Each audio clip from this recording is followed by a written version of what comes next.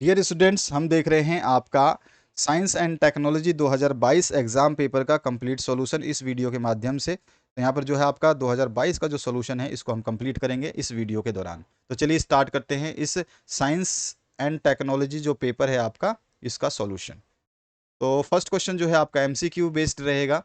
तो यहाँ पे फर्स्ट क्वेश्चन को देखते हैं। करेक्ट अल्टरनेटिव्स आपको चूज करने हैं। Gold plated ornament is the example of. तो गोल्ड प्लेटेड ऑर्नामेंट्स जो भी गहने होते हैं जिनके ऊपर गोल्ड की प्लेटिंग की जाती है, यानी कि वो सोना तो नहीं होता लेकिन सोने की परत चढ़ाई जाती है, वो किसका एग्जाम्पल है? तो इलेक्ट्रोप्लेटिंग का एग्जाम्पल है। यहाँ पे ए ऑप्शन जो है आपका करेक्ट हो जाएगा। नेक्स्ट जो क्वेश्चन है इसको बात करते हैं हम। The functioning of the satellite launch vehicle is based on. तो जो सैटेलाइट व्हीकल जो लॉन्च करता है उसका फंक्शन किस लॉ के बेस पे है? तो आपको अच्छी तरह से पता होगा, आपने पढ़ा भी होगा कि ये जो है Newton's third law of motion के ऊपर बेस्ड है। तो यहाँ पे सी ऑप्शन जो आपका करेक्ट हो जाएगा। इसके बाद जो नेक्स्ट क्वेश्चन है इसकी बात करते हैं। Dash is one of the combustible component of LPG. LPG का कंबस्टिबल कंपोनेंट जो है आपको बताना है। तो आपको अच्छी तरह से पता है कि एलपीजी का कंबस्टिबल कंपोनेंट कौन सा है? तो वो होता है आपका प्रोपेन। ठीक है, सबसे ज़्यादा ज्वलनशील जो कंपोनेंट है एलपीजी का वो होता है प्रोपेन। इसके बाद जो नेक्स्ट क्वेश्चन है इसमें पूछा गया है आपसे, the power of convex lens of focal length 25 centimetre is dash. तो यहाँ पे ऑप्शंस दिए गए हैं, इसमें से कौन सा ऑप्शन सही होगा? तो आपको पता ही होगा कि जो हमारा जो पावर होता है ठीक है, किसी भी लेंस का वो होता है 1/f। ठीक है, और ये सारा का सारा जो होता है ये होता है मीटर में। अगर ये मीटर में होता है तो अब इसके हिसाब से हम अगर हम निकालना चाहें तो P इक्वल्स टू 1/f जो है आपका कितना दिया है? सेंटीमीटर में। ठीक है, इसको मीटर में कन्वर्ट करेंगे तो आपका हो जाएगा 0.25 मीटर्स। ठीक है ना, क्योंकि आप इसको 100 से डिवाइड कर दोगे तो ये मीटर में कन्वर्ट हो जाएगा। तो ये हो जाएगा 0.25 मीटर। तो यहाँ पे लिख देंगे 0.25। इसको हम क्रॉस आउट करेंगे 1 बटे में, यानी 1/में 0.25 जो है इसको हम डिवाइड करेंगे तो आ जाएगा 4 डायप्टर। ठीक है, ये इसकी डायप्टर जो है पावर की, लेंस पावर की यूनिट होती है। तो यहाँ पे जो ए ऑप्शन है ये हमारा करेक्ट हो जाएगा। उसके बाद जो नेक्स्ट क्वेश्चन है, dash colour is deviated the least in the spectrum of white light obtained with a glass prism. तो रेड लाइट जो है वो सबसे कम डेविएटेड होती है। तो लेस अगर डेविएशन की बात करें और मैक्सिमम जो है इसकी वेवलेंथ होती है। ठीक है, maximum wavelength and less deviation जो है रेड लाइट की होती है, इसीलिए हम इसको डेंजर के सिग्नल भी बोलते हैं। डेंजर के सिग्नल के रूप में भी हम रेड लाइट को ही यूज़ करते हैं। बहुत ही लेस, कम डेविएट होती है, इधर उधर होती नहीं है, और वेवलेंथ तो इतनी है बहुत दूर से दिखाई देती है। इसके बाद आ जाइए नेक्स्ट क्वेश्चन पे। Answer the following, find the odd one out. तो ओड वन आपको बताना है इसमें। सबसे पहला अगर क्वेश्चन देखें तो इसमें ओड कौन सा हो जाएगा? सबसे पहले मैं बता दूं आपको, जो आपका इनसेट है ये होता है इंडियन नेशनल सैटेलाइट। ठीक है, तो ये होता है आपका इंडियन नेशनल सैटेलाइट। तो ये आपका सैटेलाइट का एग्जाम्पल है। जी सेट जो होता है जियो स्टेशनरी सैटेलाइट, ये भी सैटेलाइट का एग्जाम्पल है। और आईआरएस जो होता है ये इंडियन रिमोट सेंसिंग सैटेलाइट, ये भी सैटेलाइट का एग्जाम्पल है। पीएसएलवी जो होता है ये होता है पोलर सैटेलाइट लॉन्च व्हीकल। तो ये जो है लॉन्च व्हीकल है ना कि सैटेलाइट। तो इन सैटेलाइट्स को लॉन्च करने के लिए इस व्हीकल का उपयोग किया जाता है। तो इसमें ओड वन जो है पीएसएलवी है। ठीक है, तो ये हमारा राइट आंसर जो हो जाएगा वो पीएसएलवी हो जाएगा। ठीक है, इसके बाद जो है कंप्लीट द को रिलेशन आपको कंप्लीट करना है। यहाँ पे ग्रुप 1 एल्काली मेटल्स और हेलोजेंस, तो इसका को रिलेशन आपको अच्छी तरह से पता है कि ये जो है आपका किस में आ जाएगा? ये ग्रुप नंबर 17 में आ जाएगा। तो हमारा जो आंसर हो जाएगा वो हो जाएगा इसमें ग्रुप 17। तो यहाँ पे मैं लिख देता हूँ आपके लिए ग्रुप 17। तो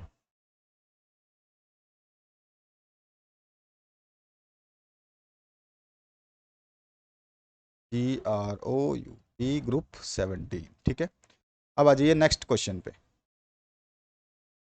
मैच द करेक्ट पेयर। अब यहाँ पर आपको कॉलम ए में केवल रिफ्रैक्टिव इंडेक्स ऑफ वाटर ही दिया गया है, इसके अलावा कोई कंपोनेंट नहीं है। इधर कॉलम बी में आपको 3 ऑप्शंस दिए गए हैं। रिफ्रैक्टिव इंडेक्स ऑफ वाटर जो है 1.33 होता है, तो हम इससे को सी से जो है मिला देंगे तो ये हमारा आंसर हो जाएगा। इसके बाद जो नेक्स्ट पॉइंट है, स्टेट ट्रू और false. An electric motor converts mechanical energy into electrical energy. देखिए इलेक्ट्रिकल मोटर है तो ये इलेक्ट्रिकल एनर्जी को कन्वर्ट करेगा मैकेनिकल एनर्जी में। और यहाँ पे बोल क्या रहा है, ये मैकेनिकल एनर्जी को कन्वर्ट करता है इलेक्ट्रिकल एनर्जी में, तो ये है फॉल्स। ठीक है। इसके बाद में जो है आयु पीक नेम आपको बताना है। यहाँ पे देखिए, अगर आप इधर से काउंट करते हैं तो 1 है, फिर 2 पे ये आ रहा है। अगर मैं इधर से इस साइड से अगर आप इधर से काउंट करते हैं तो 1 पे CH3 और 2 पे CH आ रहा है। अगर मैं इधर से काउंट करूं तो मेरे पास 1 पे CH3 आ रहा है और दूसरे पे फिर CH, यानी दोनों तरफ से काउंट करने पर मेरे को 2 पे ही OH जो ग्रुप है वो जुड़ा हुआ CH से मिल रहा है। तो यहाँ पे सीधा सीधा इसका जो हमारा नाम हो जाएगा उसको हम क्या बोलेंगे, तो आंसर हो जाएगा हमारा इसका कि इसको बोलते हैं हम प्रोपेन टू ओल। तो यहाँ पे लिख सकते हैं हम propane dash two dash OL ol. ठीक है। अब इसके बाद आते हैं नेक्स्ट क्वेश्चन पे, लिख दूं प्रोपेन डैश टू डैश ओल। इसके बाद जो नेक्स्ट क्वेश्चन है, give scientific reason, any two का आपको साइंटिफिक रीजन देना, हम सभी के साइंटिफिक रीजन देंगे। Atomic radius goes on increasing down a group, जब हम ग्रुप में नीचे की तरफ जाते हैं तो एटॉमिक रेडियस जो है वो इंक्रीज हो जाता है when we go down in a group. ठीक है। तो यहाँ पे क्या रीज़न हो सकते हैं, atomic radius increases as we move from top to bottom in a group of a periodic table because ने new shells of electron is added to the atoms as at every step. जैसे जैसे हम step by step नीचे जाते हैं किसी group में तो जो है न्यू सेल्स ऐड हो जाते हैं। ठीक है। क्या होते हैं, न्यू सेल्स जो है ऐड हो जाते हैं। अब जैसे ही किसी एलिमेंट में न्यू सेल्स ऐड होंगे तो उसकी साइज भी क्या हो जाएगी, इंक्रीज हो जाएगी। As the number of shells in the atoms increases, shells in the atom increases gradually due to which the size of atoms also increases. तो एटम का साइज भी क्या होता है, इंक्रीज हो जाता है। As the size of atom increases which leads to increase in the atomic radius. अब जैसे जैसे साइज बढ़ेगा, अब मान लीजिए छोटा सा है चीज़, अब इसकी साइज जैसे जैसे मान लो अब नीचे गया तो ये क्या हुआ, छोटे से थोड़ा सा और बड़ा हो गया, इसमें एक सेल ऐड हो गया। ठीक है।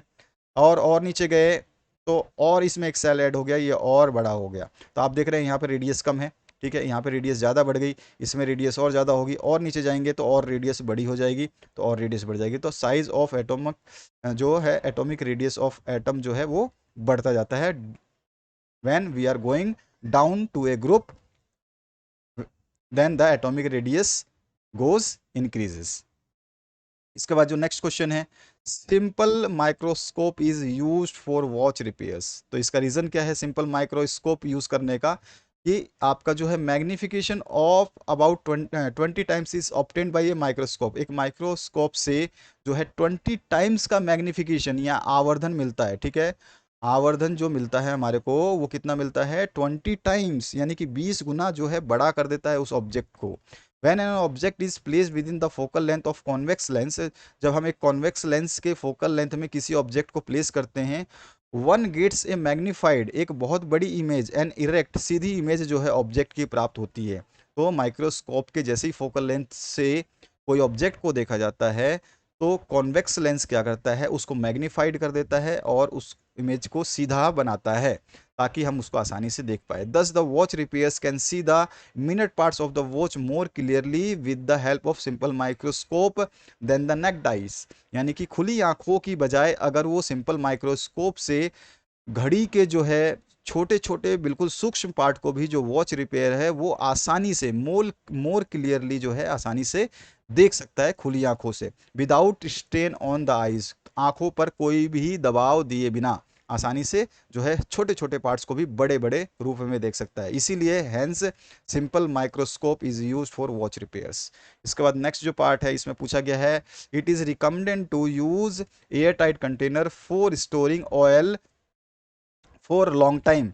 तो क्यों रिकमेंड किया जाता है कि एयर टाइट कंटेनर में जो है स्टोर करिए ऑयल्स को फॉर लॉन्ग टाइम्स के लिए, तो यहाँ पे हम रीज़न दे सकते हैं। पहला, when edible oil is left aside for long time, अगर ऑयल को इसी तरह से खाली छोड़ दिया जाए मतलब ऐसे ही छोड़ दिया जाए विदाउट कंटेनर के, तो क्या होगा, ये अंडरगोज जो है एयर ऑक्सीडेशन के चला जाएगा। ये क्या हो जाएगा, ऑक्सीजन से कांटेक्ट करेगा और जो है इसका ऑक्सीडेशन स्टार्ट हो जाएगा।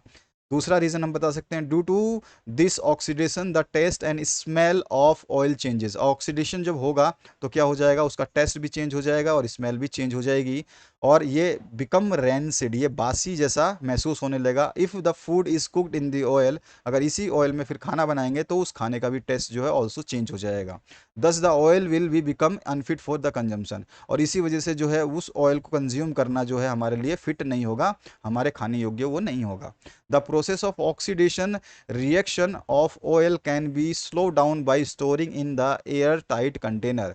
अगर हम ऑक्सीडेशन की प्रोसेस को या रिएक्शन को जो है बिल्कुल धीमा करना चाहते हैं या रोकना चाहते हैं, इसीलिए जो है हम एयर टाइट कंटेनर में जो है उनको रखते हैं। Hence it is recommended to use air tight container for storing oil for long time.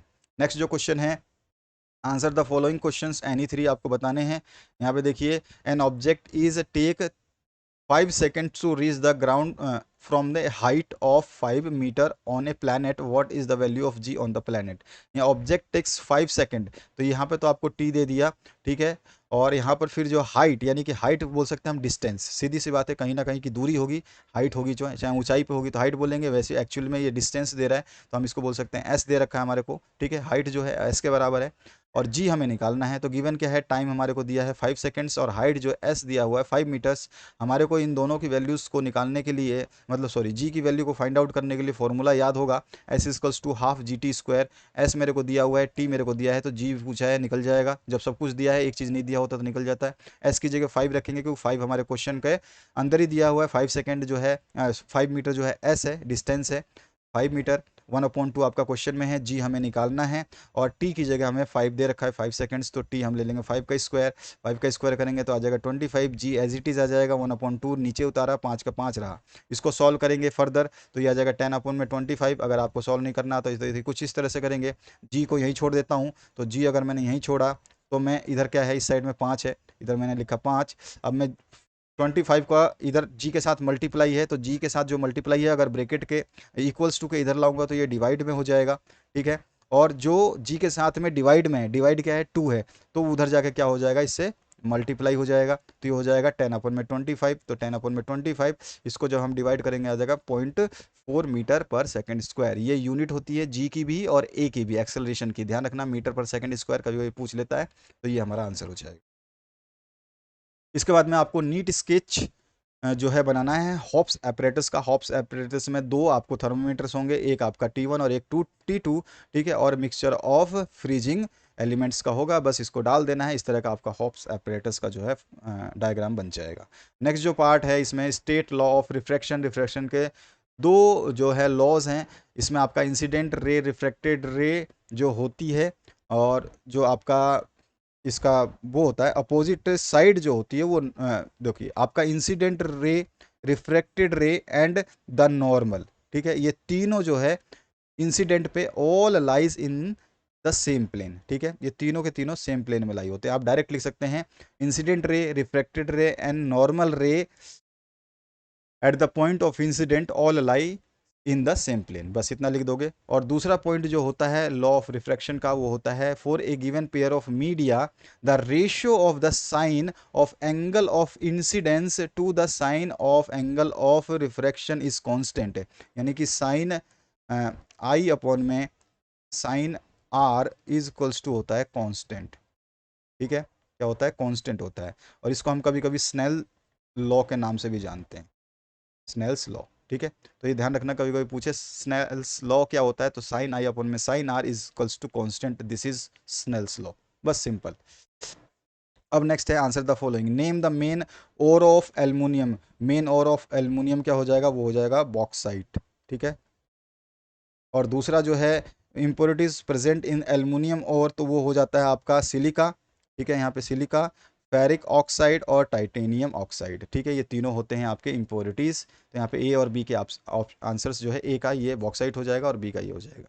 इसके बाद जो है next part, observe the given figure of the Fleming's left hand rule and write the label A B, ना sorry B A B, हाँ A B को आपको बताना है फ्लेमिंग्स ए रूल में। तो इसमें जो ए आपको लेफ्ट हैंड रूल आपने पढ़ा होगा, लेफ्ट हैंड में जो ए पार्ट, ये तो आपका फोर्स ऑफ द कंडक्टर दिखाता है, थंब जो है आपका, तो आपका जो है यहाँ पे मिडल फिंगर ये हो गया, इंडेक्स फिंगर ये हो गया, तो आपका ये जो आपका फिंगर ए पॉइंट किसके टुवर्ड्स करता है, तो ये मैग्नेटिक फील्ड का डायरेक्शन बताता है। तो मैं लिख सकता हूँ कि A is the, it shows the direction of magnetic field, ठीक है। और दूसरा जो है ये वाला जो है आपको बताएगा डायरेक्शन ऑफ करंट, ठीक है ना। तो ये बता देता है डायरेक्शन ऑफ करंट। तो ये हमारा आंसर हो गया। इसको मैंने नीचे यहाँ पे लिखा हुआ है, ए पार्ट क्या शो करता है, बी पार्ट क्या शो कर रहा है। इसके बाद आ जाइए नेक्स्ट क्वेश्चन की तरफ। नेक्स्ट क्वेश्चन में जो है write the demerits of Mendeleev's periodic table. Mendeleev's periodic table जो है उसमें क्या क्या खामियां थी, क्या कमियां थी, वो आपको बतानी है। सबसे पहला, hydrogen resembles alkali metals and halogens. तो हाइड्रोजन जो है अल्काली मेटल्स और हेलोजेंस की तरह सेम है। So a correct position could not be assigned to hydrogen in the periodic table. इसी वजह से जो है एक करेक्ट जो मेंडलीव पीरियोडिक टेबल था उसमें हाइड्रोजन, जो आपका हाइड्रोजन था उसको पीरियोडिक टेबल में करेक्ट पोजीशन नहीं मिला, ठीक है। दूसरा पॉइंट जो है हम लिख सकते हैं, द पोजीशन ऑफ आइसोटॉप्स समस्थानिक जो होते हैं कुड नॉट बी एक्सप्लेन्ड। इस टेबल के अंदर जो आइसोटॉप्स का जो पोजीशन है उसको एक्सप्लेन नहीं किया गया था। और आइसोटॉप्स क्या होते हैं, इसकी डेफिनेशन आप यहाँ से ध्यान रखेंगे कि आइसोटॉप्स जो होते हैं, isotopes are the atoms of the same element of similar chemical properties. उनकी जो केमिकल प्रॉपर्टीज होती है वो सेम होती है, लेकिन एटॉमिक मासेस जो होते हैं वो डिफरेंट होते हैं, ये आइसोटॉप्स कहलाते हैं। If the elements are arrange according to atomic masses, अगर एटॉमिक मासेस के हिसाब से एलिमेंट्स को अरेंज किया गया मेंडलिस पीरियोडिक टेबल की तरफ के अंदर, तो isotopes should be placed in different groups of the periodic table.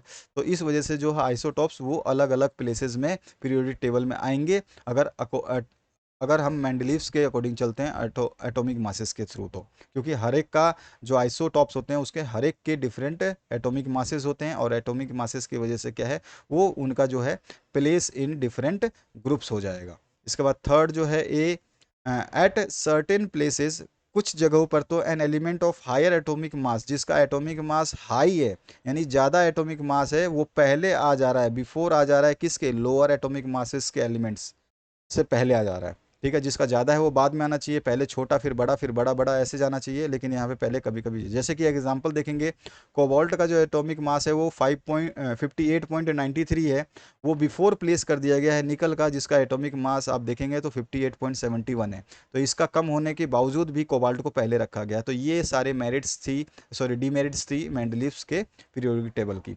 इसके बाद जो है यहाँ पर state the law of laws relate to the given diagram. इस डायग्राम के अकॉर्डिंग जो जो लॉज हैं उनको हमें बताना है। तो चलिए हम इन लॉज को डिस्कस करते हैं। पहला लॉ जो है उसको देखिए, यहाँ पर जो है, यहाँ पे सन है आपका, और एक प्लैनेट है ए, और फिर आपका यहाँ पे 2 है, यहाँ पे 3 है, यहाँ पे एक पॉइंट दिया हुआ है। यहाँ पे क्या है, all planets move in elliptical orbit around the sun with the sun at one of the foci of the ellipse. यानी कि सभी सूर्य के जो ये एलिप्स है या अंडाकार बोल सकते हो जगह जो है, इसकी कक्षाओं में घूमते हैं, जिसमें सूर्य एक ही होता है और इसका फोकस जो है एक ही है, ठीक है। दूसरा, the line that joints a planet and the sun sweeps equal area in equal interval of time.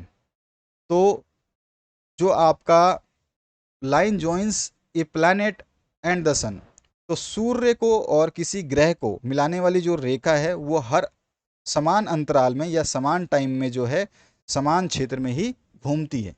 उसके बाद थर्ड पॉइंट जो है आपका क्या हो जाएगा, the line that joints a planet and the sun sweeps equal area in equal interval of time. और जो लाइन आपका एक प्लैनेट और एक सूर्य को जोड़ती है वो इक्वल एरिया लेती है इक्वल इंटरवल ऑफ टाइम में, ठीक है। और एक और हमने पॉइंट बताया था, जो लाइन हमारे प्लैनेट और सूर्य को जोड़ती है, सन को जोड़ती है, वो इक्वल एरिया स्वाइप करती है, यानी कि घेरती है, या फिर कह सकते हैं घूमती है, ठीक है। स्विप्स घूमती है इक्वल इंटरवल ऑफ टाइम में। और यहाँ पर जो है इक्वल एरिया जो है लेती है, ठीक है। तो ये आपको ध्यान रखना है। यहाँ पर ये पॉइंट 2 बार लिख दिया है वैसे, है ना, कोई ज़रूरी नहीं है, आपकी मर्जी है। आगे ये पॉइंट आपका 2 बार लिखा गया, एक 2 ही पॉइंट आप लिख दोगे तो भी चल जाएगा, ठीक है। इसके बाद में नेक्स्ट जो क्वेश्चन है उसमें क्या पूछा गया, देखिए, identify the type of chemical reaction given below. यहाँ पर फर्स्ट, सेकंड और थर्ड जो पार्ट है इनमें कौन सा केमिकल रिएक्शन है। देखिए, सबसे पहला जो पार्ट है आपका CuSO4 प्लस Fe। तो यहाँ पर देखिए Fe जो है यहाँ से क्या हो गया, डिस्प्लेस होकर के SO4 से कंबाइन होकर के FeSO4 फेरस सल्फाइड बना रहा है, और यहाँ पर जो है कॉपर को सेपरेट कर दे रहा है, यानी कॉपर जो है SO4 से डिस्प्लेस हो जा रहा है। तो यहाँ पे क्या हो रहा है, डिस्प्लेसमेंट रिएक्शन है ये। तो यहाँ पे आपका ये डिस्प्लेसमेंट रिएक्शन हो गया। दूसरा जो पार्ट है इसमें है Mg+O, और ये दोनों के दोनों कंबाइन हो रहे हैं, तो यहाँ पे आ जा रहा है कॉम्बिनेशन रिएक्शन, ठीक है। अब इसके बाद में नेक्स्ट जो है थर्ड वाला पार्ट, थर्ड वाले पूछा गया है KClO3, अगर ये एक ही एलिमेंट है और दो में टूटता है तो उसको हम क्या बोलते हैं, डिकम्पोजिशन रिएक्शन, है ना। तो ये डिकम्पोज हो रहा है तो डिकम्पोजिशन रिएक्शन हो जाएगा, ठीक है, reaction.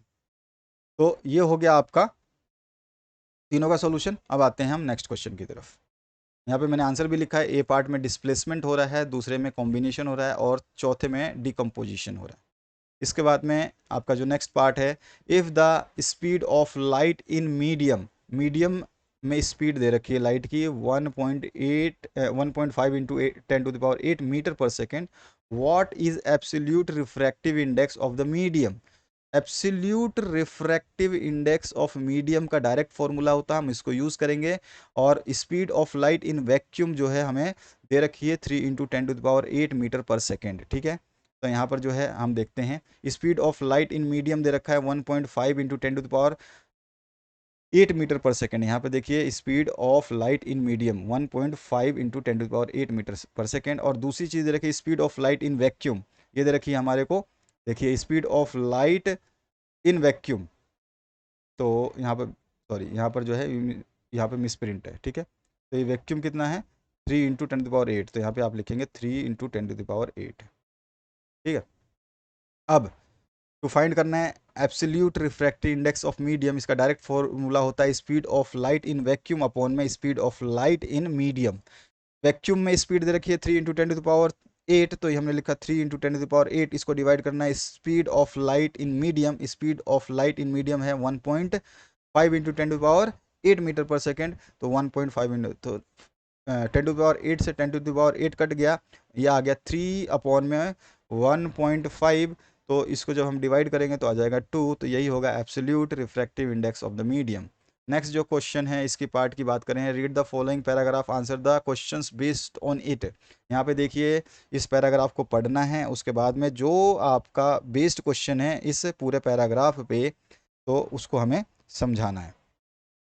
If heat exchange between a hot to cold object, अगर जो है हीट एक्सचेंज होता है हॉट से कोल्ड ऑब्जेक्ट पे, the temperature of cold object goes on increasing due to gain of energy.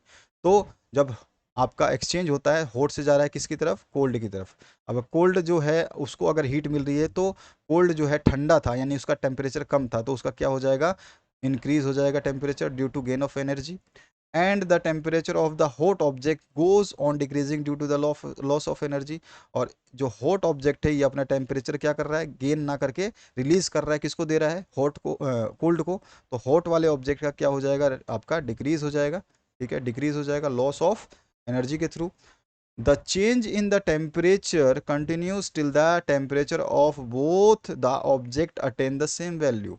अब ये चेंज ऑफ टेम्परेचर जब तक चलता रहता है जब तक हॉट और जो कोल्ड था, ठीक है, इन दोनों का टेम्परेचर जो है इक्वल ना हो जाए, ये दोनों इक्वल ना हो जाए टेम्परेचर में, तब तक इनमें से इसका टेम्परेचर इधर जाएगा, इसका टेम्परेचर इधर आएगा, इसका टेम्परेचर इधर जाएगा, इसका टेम्परेचर इधर आएगा, ये चलता रहेगा, ठीक है। In this process the cold object gains heat and hot object loses heat. Obvious सी बात है, हमेशा हॉट जो ऑब्जेक्ट है वो गेन नहीं करके लूज करता है, तो कोल्ड को देगा।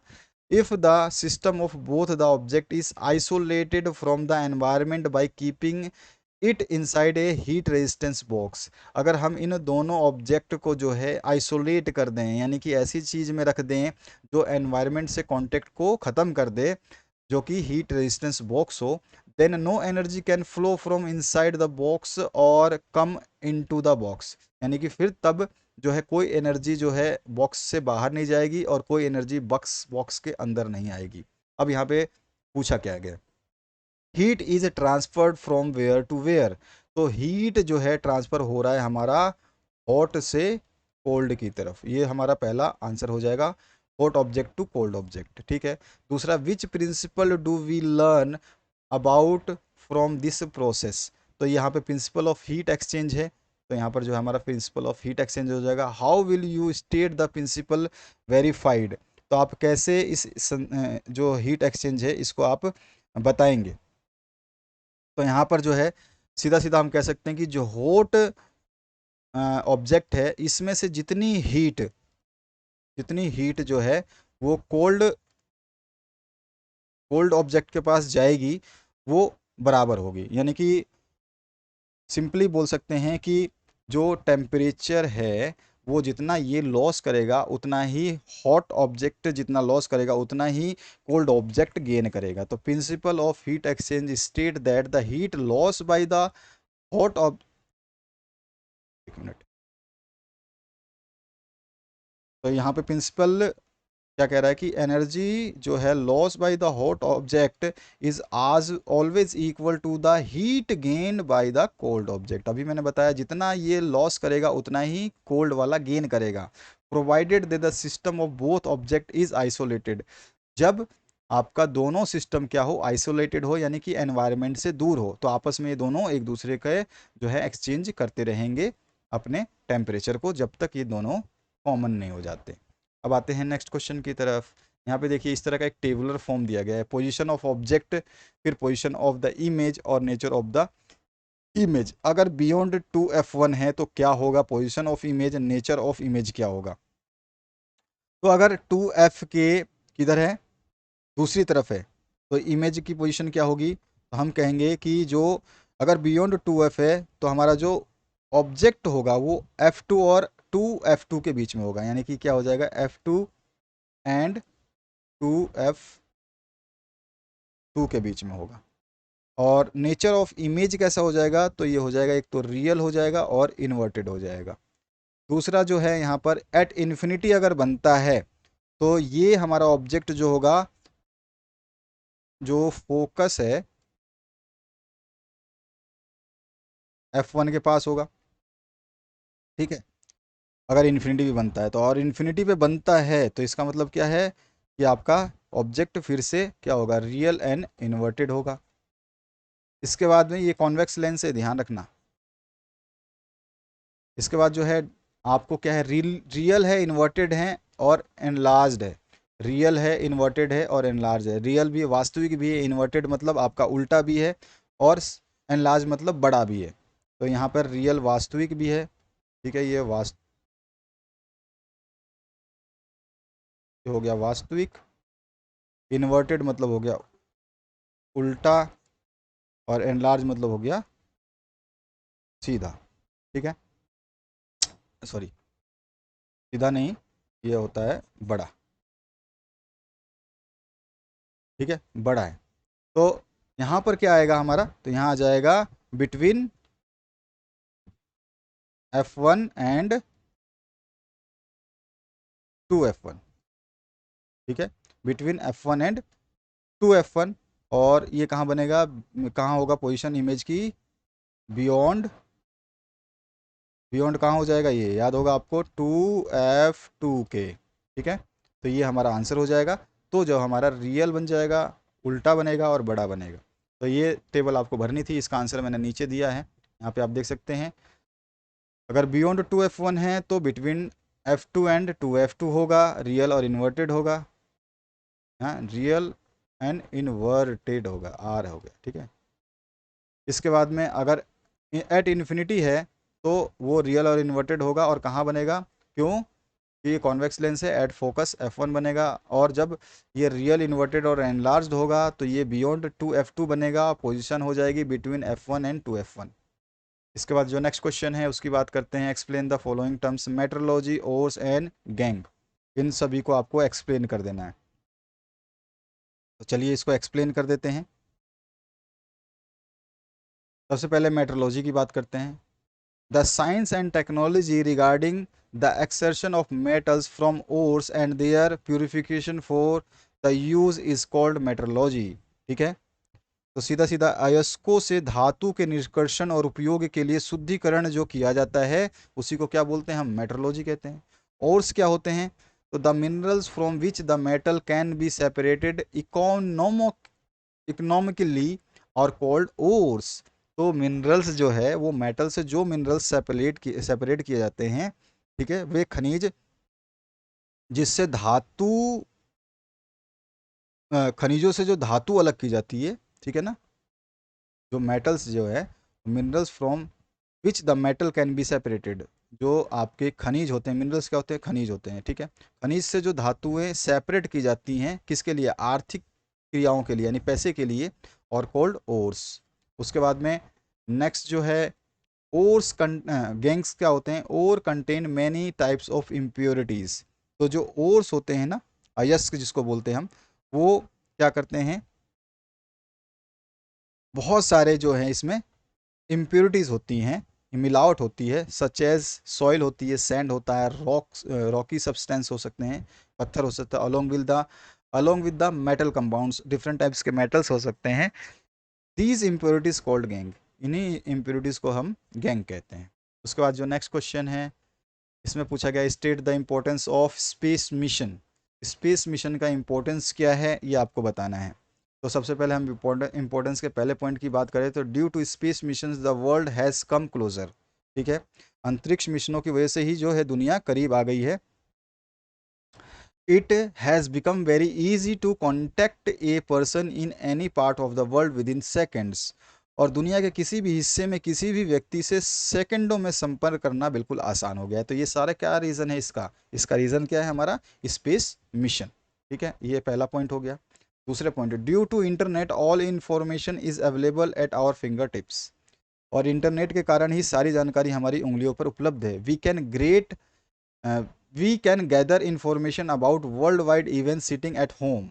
और हम जो है घर बैठे बैठे दुनिया भर की सारी घटनाओं को जो है जुटा सकते हैं, देख सकते हैं, समझ सकते हैं। थर्ड पॉइंट जो है हो जाएगा, the use of satellites can give us advance alerts about various new natural calamities. ठीक है, तो ये जो हमारे उपग्रह है इनके उपयोग से क्या होता है, विभिन्न प्रकार के जो प्राकृतिक आपदाएं होती हैं उसके बारे में पहले ही अलर्ट मिल जाता है, so that we can take proper precautions, जिसके कारण जो है हम कुछ उचित सावधानियां जो हैं बरत सकें। उसके बाद जो है आपका नेक्स्ट पार्ट, इसको देखिए, during war aerial surveillance can be use to get information about the enemy actions. और जब युद्ध का समय होता है उस समय दुश्मन के बारे में जो भी जानकारी है वो हवाई निगरानी, हवाई एरियल है ना, तो हवाई निगरानी के द्वारा जो है हम प्राप्त कर सकते हैं। पांचवा पॉइंट हम लिख सकते हैं इसमें, it also possible to explore the fossil reserves and minerals in the earth. और जो है ये हमें एक चीज़ और बताता है कि पृथ्वी में जो भी जीवाश्म भंडार है, खनिज है, उन सभी का हम पता लगा सकते हैं। In this way, due to innumerable applications, the space mission और space technology has become an inevitable part of the development of our nation. ठीक है, यही पार्ट हमसे पूछा गया था। अब इसके बाद में आते हैं हम नेक्स्ट क्वेश्चन की तरफ। Answer any of the following. तो सबसे पहला है, observe the following diagram and answer the question given below. तो इस तरह का आपका डायग्राम आया था जिसमें ये मैग्नेटिक फील्ड है, एन एस जो है आपके मैग्नेट्स हैं, और यहाँ पर जो है कोयल है ABCD, और यहाँ पर जो है आपके बुशेस हैं और रिंग्स हैं, ये R1 और R2 जो है रिंग्स हैं, और B1 और B2 जो है बुशेस हैं, ये लगे हुए हैं कार्बन बुशेस। एक्सेल है आपका, बीच वाला रॉड जो है ये एक्सेल है, और यहाँ पर गैल्वेनोमीटर लगा हुआ है। अब यहाँ पे क्वेश्चंस पूछे गए हैं, इसको हमें देना, identify the above diagram. Above diagram को जो है आपको आइडेंटिफाई करना है। तो सबसे पहले अगर हम बात करें तो ये जो अभी आपने डायग्राम देखा, देखते ही पता चल जाना चाहिए था कि ये जो डायग्राम जब गैल्वेनोमीटर लग जाता है तो ये हमारा इस तरह का जो डायग्राम होता है वो क्या होता है, ये हमारा होता है इलेक्ट्रिक जनरेटर। तो ये हमारा जो है ये डायग्राम जो हो जाएगा ये हो जाएगा इलेक्ट्रिक जनरेटर। ठीक है, इसके बाद में right the principal on which the अब अप्लायंस वर्क्स। तो ये आपको अच्छी तरह से पता है कि ये किस से पता होता है, तो फ्लेमिंग्स राइट हैंड रूल्स के थ्रू जो है ये चलता है। तो Fleming's right hand rule, Fleming's right hand rule. ठीक है, उसके बाद में आपका जो नेक्स्ट पार्ट है सी पार्ट, इसमें right the working of the above appliances. तो वर्किंग ऑफ जनरेटर लिखना है तो हम कह सकते हैं, इसको आसानी से समझा सकते हैं, इसको ए से बी, बी से सी, सी से डी, ये इस तरह से मूव करेगा। और right the use of the above appliances ये भी लिखते हैं। तो इसका देखो आंसर्स मैंने यहाँ नीचे लिखे हैं तीनों के। सबसे पहले अबव डायग्राम जो है इलेक्ट्रिक जनरेटर का है, ये फ्लेमिंग्स राइट हैंड रूल पे जो है ये काम करता है। उसके बाद में वर्किंग ऑफ जनरेटर जो है when axle is rotated with the help of a machine from outside, by electricity, sorry, by the mechanical from outside, the coil ABCD starts rotating. On rotating the axle, the branch AB moves upward and branch CD moves downward. Hence the coil ABCD rotate clockwise. According to Fleming right hand rule, electric current flow in the direction of ABCD. Therefore current flows from B2 to B1 in the external circuit through the galvanometer. After the half rotation, the current, the branch A B and C D exchange, जहाँ A B था वहाँ C D आ जाएगा, जहाँ पे C D था वहाँ पे ए B आ जाएगा, their position and the induced current flow through D B A, इस तरह से फिर फ्लो होगा। Since the branch B A is contact with the B one and branch DC is contact with the B2, current flows from B1 to B2 in the external circuit in the direction of opposite to the previous half rotation. Then this repeats every half rotation. This repeats after every half rotation, and this way the alternate current is produced using an AC generator. ठीक है, इसके बाद में आपसे next जो point पूछा गया था, write the use of the above appliances. तो यूज़ हम जब लिखेंगे तो ये electric generator is use to produce electric current. ठीक है, तो ये हो गया हमारा डी पार्ट का भी आंसर। अब आते हैं आपका identify structure unsaturated hydrocarbon from the given structural formula. Sorry, identify saturated and unsaturated, saturated and unsaturated hydrocarbon. देखिए, सबसे पहला सेचुरेटेड हाइड्रोकार्बन जो है ये वाला आपका सेचुरेटेड है। ठीक है, और दूसरा वाला अनसेचुरेटेड है। ये हमारा जो है पहला क्वेश्चन पूछा गया है। ठीक है, क्या करना है, आइडेंटिफाई करना था सेचुरेटेड और अनसेचुरेटेड को, ये कर लिया हमने। तो हमारे पास जो है ये सेचुरेटेड हो गया और ये अनसेचुरेटेड हो गया। दूसरा क्वेश्चन जो है इसमें ड्रॉ इलेक्ट्रॉनिक डॉट स्ट्रक्चर, तो कुछ नहीं है, यहाँ पे आप डैश डैश हटा करके यहाँ पर डॉट डॉट लगा दो, बस यही आपका यहाँ पर जितने भी हैं आप देख सकते हो, जितने भी यहाँ पे ये डैश है ये सारे डैश हटाए हैं और यहाँ पे डबल डॉट का यूज़ किया गया है। ठीक है, और जहाँ पे डबल डैश है वहाँ पे 4 डॉट्स का यूज़ कर लेंगे। ठीक है, ये देखो, और इस तरह से आपका ये इलेक्ट्रॉनिक डॉट स्ट्रक्चर जो है बन जाएगा। ये फॉर फर्स्ट डायग्राम, फर्स्ट उसके लिए केमिकल के लिए और दूसरा सेकंड कंपाउंड। इसके बाद जो है इसका डिफाइन होमोलोगस सीरीज को हमें डिफाइन करना है। लास्ट जो क्वेश्चन है, the series of compounds formed by joining the same functional group in the place of particular hydrogen atom on the chains having sequentially increasing, यहाँ पे सीक्वेंटली या frequently बोल सकते हैं, length is called homologous series. ठीक है, तो ये था आपका सॉल्यूशन जो आपने देखा। आई थिंक कि आपसे जो ये सॉल्यूशन आपको मिला है इससे काफ़ी हेल्प मिलेगी। कुछ अगर आपको समझ में डाउट रहा हो तो वीडियो को दोबारा रिपीट करिए, आपको सारा कुछ समझ में आ जाएगा। बहुत इजी पेपर बनाया गया था इस बार। ठीक है ना, यहाँ पे क्या होता है, the series of compounds formed by joining same functional group. ठीक है, इसमें सेम फंक्शनल ग्रुप को प्लेस करते हैं हाइड्रोजन एटम्स में टू फॉर्म ए चैन। ठीक है। इंक्रीजिंग इन लेंथ वही कहलाता है होमोलोगस सीरीज। ठीक है, तो यही हमारा आंसर हो जाएगा। तो इस तरह से जो है हमने इन क्वेश्चंस के आंसर्स देखे। तो आशा करता हूँ कि आपको जो है मज़ा आएगा इन सभी क्वेश्चंस को देख करके। Thank you very much, have a good day.